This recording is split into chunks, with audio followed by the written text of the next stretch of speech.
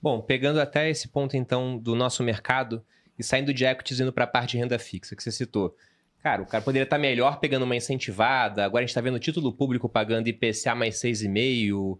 A NTNB 2029 bateu IPCA mais 7 Tem ontem. frade 14 na curva agora da Selic, né? Pois é, 14. então a gente tem muito prêmio aqui na renda fixa. Só que lá fora também a gente está vendo a renda fixa americana pagando juros que no meu tempo de vida eu nunca vi. E aí fica aquela pergunta, toda hora o pessoal me diz, Bruno, você prefere o quê? Dólar mais 4, por exemplo, ou IPCA aqui em real mais 7? Você também vê renda fixa melhor lá fora em comparação à nossa ou não? Você acha que, caramba, IPCA mais 6,5, com 2 anos para eleição, para ter mudança de governo? Vídeo que aconteceu, por exemplo, de 2016 até antes da pandemia. Saiu Dilma, entrou Temer, veio Bolsonaro, foram anos de marcação mercado positiva para quem tinha uma NTNB 2035 lá, que pegou até mais de 7 na época da Dilma, né? Tá, deixa eu vou responder exatamente a tua pergunta. Deixa eu só cobrir algum terreno importante, tá? Para a gente chegar nessa resposta. Porque eu vou te responder no final o seguinte: seja rentista onde é para ser rentista, seja capitalista onde é para ser capitalista, tá? Logicamente, mantendo na cabeça qual é o teu passivo. É isso que eu vou te responder no final. Mas sabendo a resposta, deixa eu dizer o que eu acho que está acontecendo. Eu acho que o Brasil é uma situação, até porque se você vai botar dinheiro na renda fixa brasileira, você tem que pensar em que país você está investindo, é uma situação em que a gente está muito mais no banco de trás do carona do que está acontecendo do que no banco da frente, né? Existe uma teoria que o presidente da República aqui sempre está dirigindo o carro. Eu acho que muitas vezes ele está no banco de trás reclamando do motorista, tá? Porque o que acontece é a conjuntura global acaba afetando muito o Brasil, porque o Brasil é um país em que eu sempre falo isso, a gente perde em vários processos no comparativo global, porque a nossa máquina econômica é ineficiente, e ganha em algumas áreas por WO. Né? As áreas que a gente ganha por WO, no momento, é crescimento da exportação de petróleo, porque o petróleo está aqui. Daí é crescimento da exportação de soja, porque a soja está aqui e por aí vai. Tá? Então, essas áreas que a gente ganha de WO no sistema global, se essas áreas não funcionarem bem, é muito difícil o Brasil todo funcionar bem. E a segunda coisa que a gente tem, e que é fácil perceber isso por toda a política monetária e fiscal brasileira, desde ali da democratização, é que falta poupança no Brasil. Lógico que falta poupança no Brasil. Por isso que a gente roda uma política fiscal sempre frouxa e a gente tem que rodar uma política monetária ultra apertada. Nos Estados Unidos, eles estão rodando uma política fiscal tão frouxa contra a gente. 7, 8% do PIB nominal, tá bom? Só que nos Estados Unidos você não tem o que você tem aqui. A moeda não saiu de controle. Né? Você tem o FDI vai para os Estados Unidos. Os Estados Unidos é como se fosse um hedge fund gigante. Eles financiam a 4,5%, 5% ali de um lado, né? Eles chamam capital a um custo de renda fixa, mas os investimentos deles no exterior, tudo que Google, todo investimento americano gira um ROI altíssimo. Né? Então, na verdade, é como se fosse um hedge fund que se financia barato e tem um ROI altíssimo em relação ao resto do mundo. O Brasil ele não funciona dessa maneira. O Brasil é um país curto em poupança. Então, toda hora que você roda esse fiscal frouxo, você tem que rodar um monetário ultra apertado para manter o fluxo de capital dentro do país. Tá? É isso que acontece no Brasil. O problema é que você, rodando um fluxo um monetário apertado como você tem que rodar, porque eu brinco, quem manda no Brasil não é o Campos Neto, não é o Galípolo, não é o Lula. Quem manda no Brasil é o dólar. Tá? Por quê? Porque, no final das contas, num país pobre, tem dois custos que interessam para a pessoa, tá? É o custo de alimentação e transporte. Ele tem que sair para trabalhar todo dia e ele tem que pagar a alimentação. Alimentação é só você olhar as cotações de qualquer commodity, é cotado em dólar. Tá? E transporte é só olhar que petróleo é cotado em dólar. Se o dólar sai de controle, custa muito caro para esse cara que já tem uma renda muito apertada. Então o dólar manda. Você quer ver uma crise no país? A crise no país é definida por dólar 20% para cima. Qualquer movimento de dólar 20% para cima é crise, você tem que fazer um novo arcabouço, você tem que fazer um novo corte de gasto. Por que a gente está falando de corte de gasto no Brasil no momento? Porque o dólar subiu. Se o dólar tivesse 4,90, alguém estaria falando de corte de gastos aqui, mas nunca estaria falando, entendeu? Por quê? Porque a gente chegou ao ponto que o dólar foi para 5,80 com a curva precificada para a Selic chegar a 13,14. Quando a Selic está para 13, 14 dólares, 5,80, não tem jeito, você tem que fazer alguma coisa. Tá? E aí o mercado bota toda a desconfiança em cima, porque o presidente Lula, com todo o track record que ele tem de experiência de governo, ele nunca fez um ajuste fiscal. Ele herdou um ajuste fiscal do presidente Fernando Henrique, tá? Ele herdou o superávit, primário ali do governo, que foi um ajuste duro que o Fernando Henrique fez no segundo governo, e ele manteve esse superávit ali durante o governo dele por uma questão, não foi por falta de gasto, ele gastou pra caramba, mas é que o Brasil cresceu a receita enormemente naquele período. Boom de commodities. Exatamente, foi um boom de commodities enorme, e teve um boom de crescimento que as pessoas pouco falam no governo Lula. Desculpa, Bruno, se fosse falar tudo aqui, a gente ia ficar umas 10 horas, estou tentando adiantar alguns assuntos, mas teve uma coisa que é pouco falada no governo Lula, que teve um crescimento de crédito enorme no Brasil. O consignado foi criado naquela época, por exemplo. Então foi o boom da economia crescendo com crédito e crescendo com commodities, crescendo receita barbaramente, podendo gastar enormemente, não foi preciso fazer o ajuste fiscal. O ajuste fiscal caiu, coitado, no colo da Dilma. E foi o que foi. Mas aquilo ali tem... Eu vou chegar nesse ponto. Aquilo ali tem uma mensagem que é importante para a gente agora. Tá?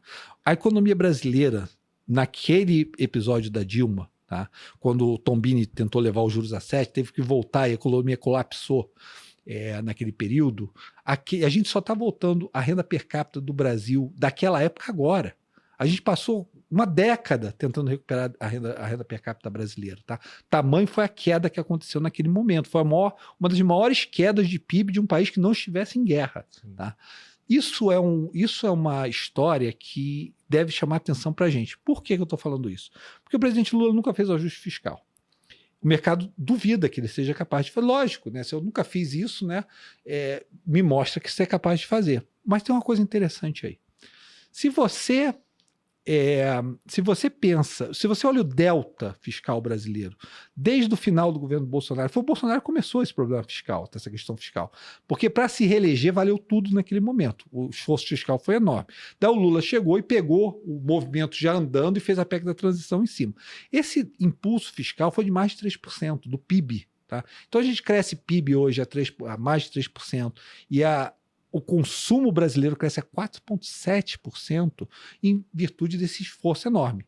Agora você vai tirar esse esforço da economia. A gente vai ver a cara desse pacote, vai ver exatamente o que vai ser implementado, vai ter que passar pelo Congresso, mas você vai tirar esforço. A verdade é o seguinte, tá? Bruno e Malu, a economia brasileira não é do tamanho que você pensa que ela é. Ela é menor do que você pensa que ela é.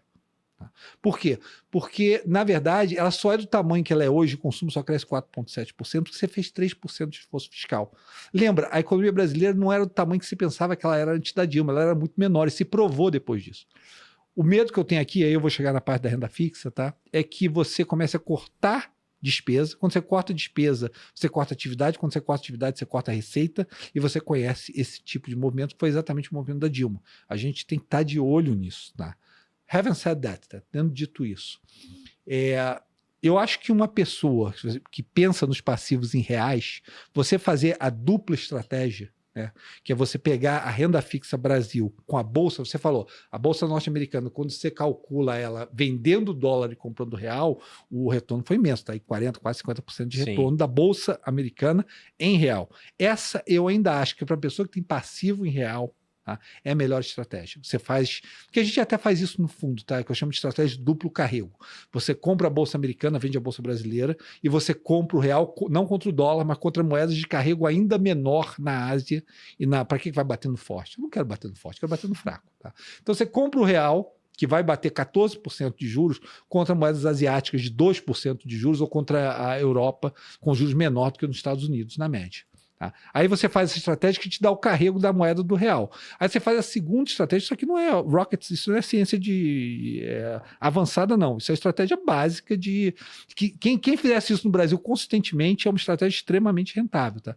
E aí você vende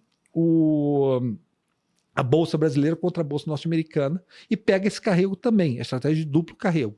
Eu acho que para a pessoa física, tá, isso é uma estratégia interessante de você ter se seu passivo é real. Porque você vai pegar o melhor do capitalismo global, você tem acesso. Hoje eu fico impressionado com o bairrismo que ainda existe no Brasil em termos de bolsa. O bairrismo do Brasil. As pessoas discutem Bolsa Brasil como se fosse uma entidade, assim, para que eu não entendo ainda para que. Eu cheguei no Reino Unido em 99 ali, e naquela época a gente falava do FTSE, né? Porque a gente não olhava para o DAX, porque o capital era interno, não existia o euro. Então tudo era pound, né? E as pessoas investiam no FTSE, era o que as pessoas investiam, no índice de ações do Reino Unido. Depois que entrou o euro e você internacionalizou, as pessoas passaram a investir em fundos globais. E o FTSE passou a ser um benchmark muito menos relevante, porque aquilo ali é banco e mineradora. É o que tem dentro do FTSE. Aqui no Brasil, a gente fez o Financial Deepening, a gente internacionalizou. Eu vou te dar um exemplo. Eu tenho um fundo chamado Kinea Artemis, que está desde a Inception, faz 1 ano e pouco atrás, 40 e poucos % de retorno. Sabe quanto dinheiro entrou nesse fundo? Nada. Sabe por quê? Porque ele é em dólar. Ele tem um alfa enorme, ele tem um alfa grande em relação ao dólar, tá? Mas não entra dinheiro, porque no final das contas, o brasileiro quer investir em real. Ele quer investir no ativo local. Eu acho que parte disso, honestamente, é porque ele não quer admitir para o vizinho dele quando ele perde, quando ele investe no dólar. Ele tem uma dor imensa quando ele perde o CDI. A dor do brasileiro é perder do CDI. Tá? E a dor do brasileiro é perder para o vizinho que estava no CDI enquanto ele tentou algo diferente e não conseguiu aquilo. Ainda acontece isso. Então, existe um culto da Bovespa que eu não consigo entender. O cara tem todo mundo disponível e é fácil. Liga para o Itaú ali e diga, meu amigo, olha aqui, eu quero abrir minha conta e começar a investir. É fácil, qualquer pessoa com recursos hoje faz isso. Abre uma conta ali na Avenue, rapidinho você está tradando lá fora. Para que você tem esse culto da Bolsa Brasileira? Eu acho que é a dor de perder o CDI, porque ainda é muito forte na cabeça da pessoa. Tem o passivo em real, acha que o teu passivo é real, faz o seguinte, pega a Selic, uma coisa que eu gosto muito hoje em dia, por exemplo, é fundo multimercado, que foi uma coisa horrível nos últimos 2 anos, porque você subiu muito as taxas americanas, vários ativos se depreciaram no mundo, e a renda fixa global é prefixada, quando você sobe a taxa americana, ela perde valor também.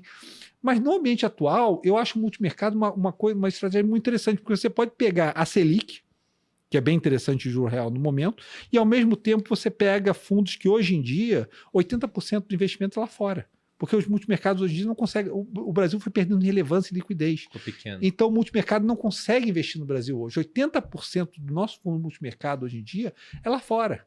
Então, pega o melhor do capitalismo. Se você a gente está tendo esse podcast aqui, cara, porque existe capitalismo. Se não tivesse capitalismo, a gente não estava tendo esse podcast. Eu adoro a China, eu adoro o mal. Cara, se você pensa essa mentalidade, quem vai pagar o teu dividendo, quem vai pagar a tua income, vocês gostam muito de passive income e viver de renda, quem vai pagar isso é o capitalismo, cara. Uhum. Mesmo o governo que te paga isso no momento, ele só paga porque o capitalismo paga imposto. Uhum. Entendeu? Então ame o capitalismo, compre a bolsa lá fora. Tem lugares para investir na bolsa lá fora, já dei vários exemplos aqui, eletrificação nos Estados Unidos, industrialização nos Estados Unidos, banco nos Estados Unidos, várias empresas de tecnologia interessantes nos Estados Unidos, e pega sua renda fixa aqui dentro. Agora, se você acha que seu passivo é em dólar, cara, pode aplicar até mais longo na curva norte-americana, pegar 2% de juro real. Gente, não é pouco. E eu não sei nem por quanto tempo esse juro vai estar disponível a 2% real. Tá? Trava isso e bota parte do teu capital lá fora. Mas aí a escolha pessoal de cada um. Tá? O Damodaran fala muito isso. Ele diz assim, cara, investimento é muito, muito escolha pessoal. Sim. Ele até fala, eu sei que eu perco do S&P, ele é honesto. Ele diz, eu sei que quando faço meus investimentos de valores, eu perco do S&P. Mas é um custo que eu tenho para ficar melhor no que eu faço e é uma coisa que me dá prazer investir. Então eu tomo isso como um custo meu.